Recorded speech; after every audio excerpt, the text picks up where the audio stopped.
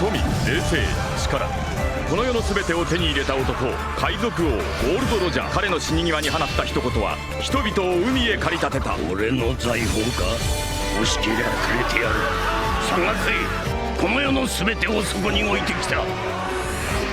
世はまさに大海賊時代。 One Piece has been running for over 25 years. It has more story arcs than most anime have episodes. And you want me to pick just 10? Fine. But I need everyone in the comment section to understand, no matter what I pick, someone is going to be personally offended. That's just the cost of doing business with the series, isn't it? These are my top 10 arcs in One Piece. Alabasta is the arc that looked at everything One Piece had built up to that point and said, okay, cool, now let's actually get serious. デザートラスパーダ。 This was the first time the Straw Hats felt like they were in genuine danger against a villain who wasn't just strong. Crocodile was smart, ruthless, and had an entire country dancing on his strings like puppets. Wait, scratch that line, okay? It's more appropriate for Doffy since he literally did that, but you get what I wanted to say, right? Vivi's storyline still hits different. Watching a princess choose to fight alongside pirates because her own government failed her? I mean, that's not just good shonen writing, is it? That's political drama with a straw hat on top. And Luffy punching Crocodile through the bedrock of an entire desert city remains one of the most cathartic moments in the series. Is Alabasta a little rough around the edges compared to what comes later? Yeah, sure. The pacing drags in spots, and some of the crew matchups feel like warm-up rounds, but this is the arc that proved that One Piece could tell a story this big and actually stick the landing. Every saga after this owes Alabasta rent money.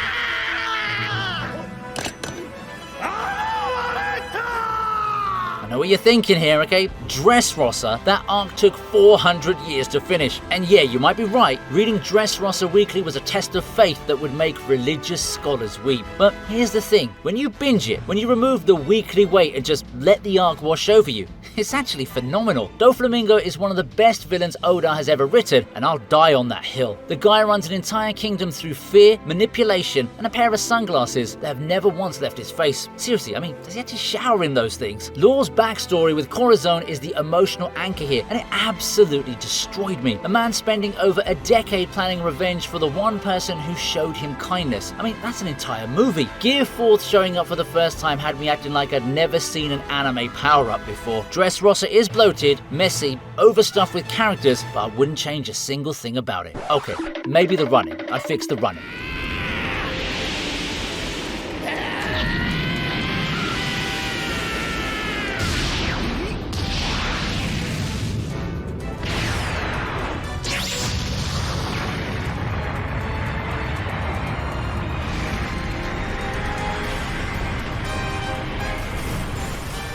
Egghead grabbed the entire One Piece lore Bible, ripped out the classified pages, and just started reading them on stream.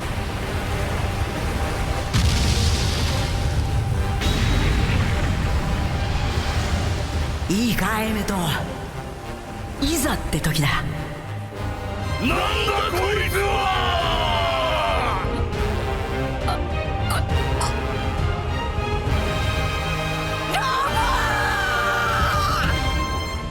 After 25 years of breadcrumbs and cryptic hints, Oda finally sat us down and said, alright, here's what actually happened during the Void Century. Here's what the world government is hiding. Here's why everything you thought you knew is wrong. And then he just kept going. Vegapunk's character alone carries so much of this arc, a scientist who knows too much, broadcasting the truth to the entire world while the government scrambles to silence him. That's a thriller plot wearing a lab coat. The reveals about the ancient kingdom, Joy Boy, Devil Fruits hit like a truck doing 90 on a highway. And the Gorosei showing up in their true forms, I knew what was coming and yet I was not emotionally prepared for it. Egghead might still be settling in the collective memory of the fanbase, but give it a bit of time, okay? This arc changed the entire framework of the story, and we're all still processing that. もう止めようがない。それを手に入れる者に世界の運命は委ねられるのじゃ。ワンピースを手に入れた者に。 Wano is the arc that tried to do everything. And honestly, it did about 80% of it brilliantly. 戦線を逃がしまえ。突入せよ。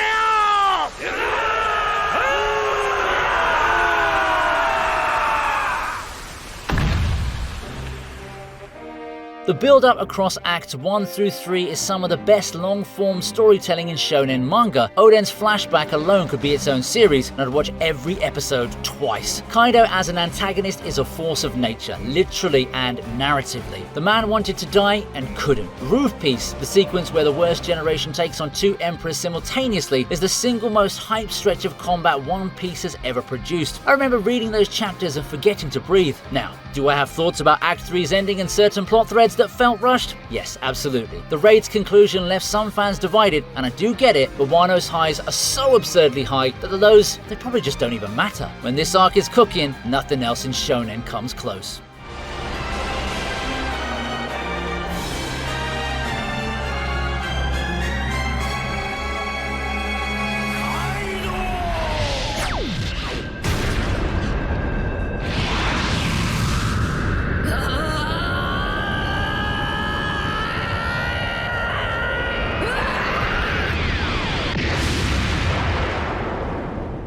If Alabasta proved One Piece could tell big stories, Water 7 proved it could break your heart while doing it.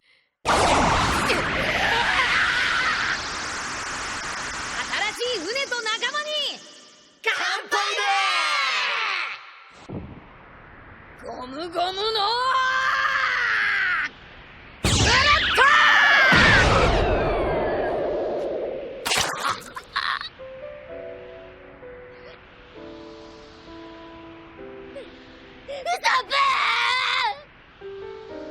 This is the arc where the crew almost fell apart. Not because of a villain, not because of some external threat, but because of money, pride, and a ship that couldn't sail anymore. Usopp leaving the crew over the Going Merry is still one of the most painful moments in the entire series, and it works because Oda spent hundreds of chapters making you care about that stupid little caravel. The Aqua Laguna sequence, the CP9 reveal, Robin's disappearance, every chapter feels like the walls are just closing in. There's this suffocating tension through Water 7 that no other arc replicates. You can feel the Straw Hats fracturing in real time. Frankie's backstory with Tom is woven in beautifully, grounding the arc's themes of legacy and what we build versus what we leave behind. Water 7 doesn't need a final boss fight to be devastating, it just needs Luffy and Usopp standing on opposite sides of a bridge.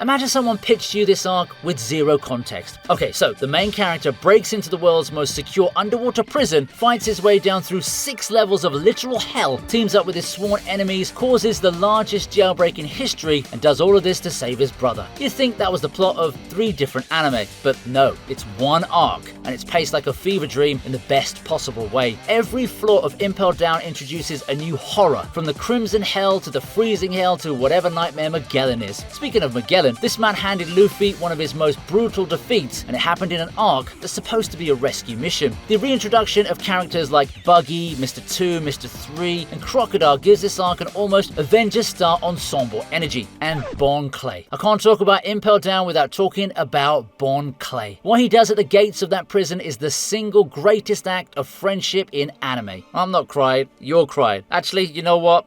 I am also crying.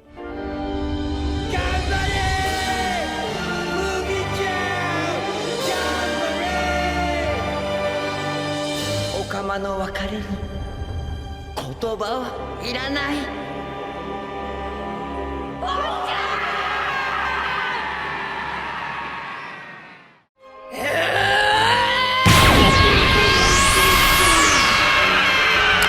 Sabaody is the arc that took every assumption you had about One Piece and fed it through a wood chipper. もうやめてくれうわ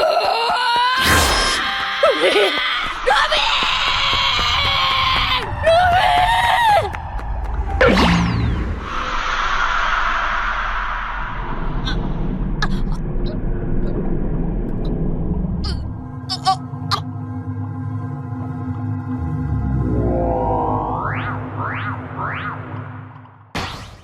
For 500 chapters, you watch Luffy punch his way through every problem. Villain shows up, Luffy gets mad. Luffy wins. That was the formula. Sabaody deleted the formula. The Celestial Dragon's introduction showed us that the real evil in this world isn't pirates, it's the people at the top who buy and sell human beings because they believe they're gods. Luffy punching Charlos remains one of the most satisfying panels ever drawn, and it's immediately followed by one of the most terrifying consequences in the series. Kizaru showing up and dismantling the supernovas like they were made of cardboard. Bartholomew Kuma appears and separates the crew one by one. That final sequence, Luffy reaching out screaming, unable to save a single person, is the moment One Piece stopped being just a great adventure and became something truly special. The crew lost completely, unconditionally, and nothing was ever the same after.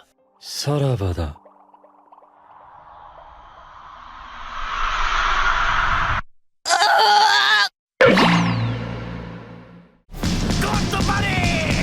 This arc still hasn't been adapted in the anime, so I'll keep it spoiler free for the anime only homies.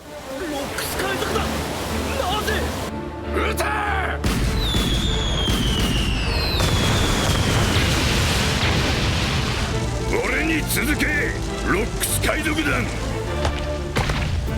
ニューゲー取ったらあんたもなの見苦しいねステューシーおめえもだろグロリオサ何言ってるんだい俺がいただくお前は無意味だろリンリ God Valley technically isn't a traditional arc in the way the others are on this list. It's a flashback, a window into an event that the world government erased from history. And somehow, in a fraction of the page count, it hits harder than arcs 10 times its length. Rocksteady Zebek assembling the most terrifying pirate crew ever seen, a crew that included Big Mom, Kaido, Whitebeard and Shiki all on the same ship, is the kind of lore that makes your brain short circuit. The idea that Garp and Roger had to team up just to survive this man tells you everything about the scale of what went down on that island. And then there's the implications. An island that no longer exists on any map. A crew so dangerous, the government decided it was better to pretend they never happened. The God Valley incident recontextualizes the entire power structure of the One Piece world, and every time Oda adds a new detail, the picture gets more insane. For an event we've only seen in fragments, God Valley casts a longer shadow than most complete sagas. どこだロジャーの居場所を教えろ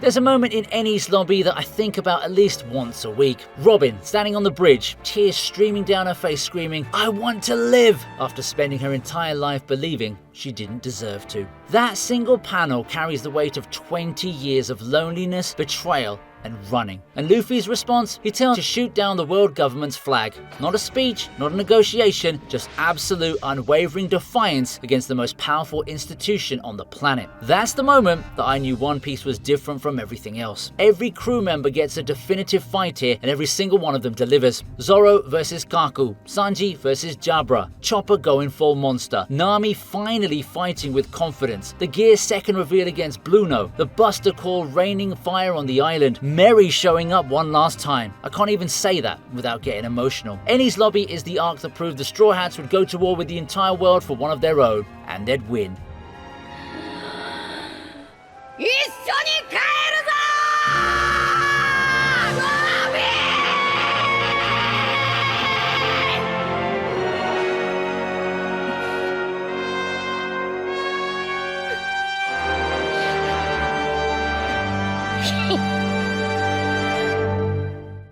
ロビー Marineford is the closest manga has ever come to a cinematic event.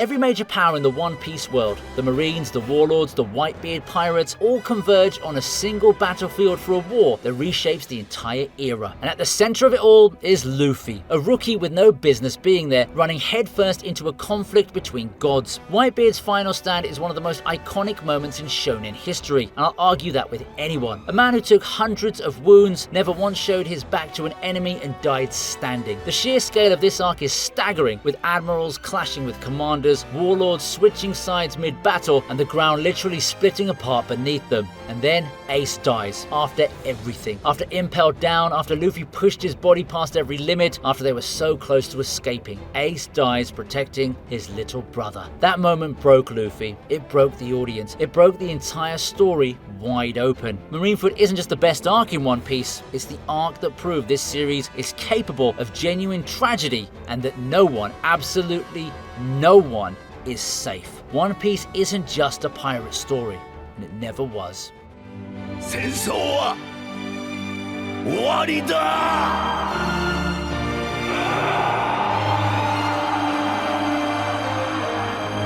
マリンフォード頂上戦争はここに幕を閉じ、歴史に深く刻まれる。 And that's the list. 10 arcs out of 50 something, and honestly, leaving the others out actually physically hurt. Now, if your favorite didn't make it, drop it in the comments. I genuinely want to hear which arcs you'd swap in. If you enjoyed this video, subscribe because I've got a lot more One Piece content coming, and I'd hate for you to miss it. Until next time.